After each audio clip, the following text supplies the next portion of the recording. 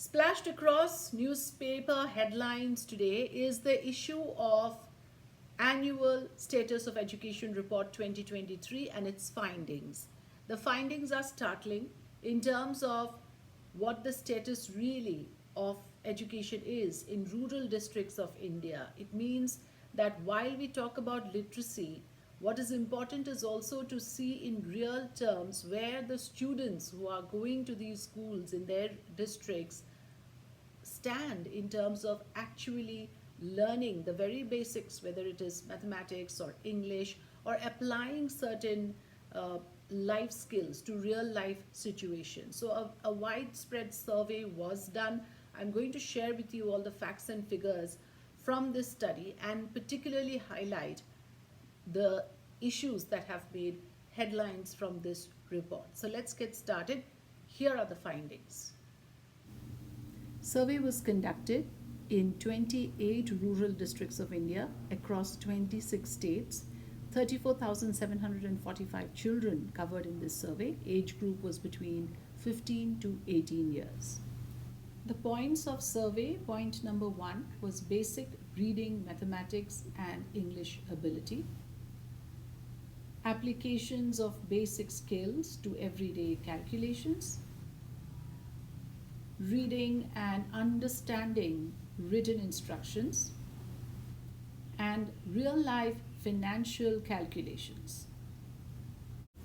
And now let's talk about the findings. 8th to 10th standard kids that cannot manage even 3rd standard mathematics, 67% of those surveyed. 8th to 10th standard kids that cannot manage to read basic English, 43%. So that is the level and extent of learning when it comes to rural children in the age group of 14 to 18. So here is a country that is struggling when it comes to basic education to its younger lot. This is a very crucial age group that has been surveyed. We are talking about 14 to 18 years of age, highly formative, highly impressionable age.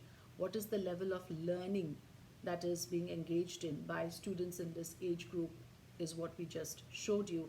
And if you read the headlines, say in Times of India, it says 25% rural kids aged between 14 and 18 cannot read second standard text in their own tongue. So if that is the case, are we really progressing? Are we really going to pat ourselves on our back with a growth story? So in this context, when you have the ruling party seeking votes in the name of religion, when you have the ruling party telling us about how we have progressed as a civilization, how it is our coming of age moment, in reality, when you deep dive into the real issues, when you look at health, when you look at sanitation, when you look at education, where do we stand? Let's not lose sight of these real issues when we go in as voters to choose our leaders. Our cities are crumbling to bits. And that's another story. Look at the ease of living. Are we any better off? Look at any city for that matter. When you face the monsoons, look at how your cities, Delhi, Bombay, Bangalore, Chennai, all of it comes to a standstill. That is your ease of living.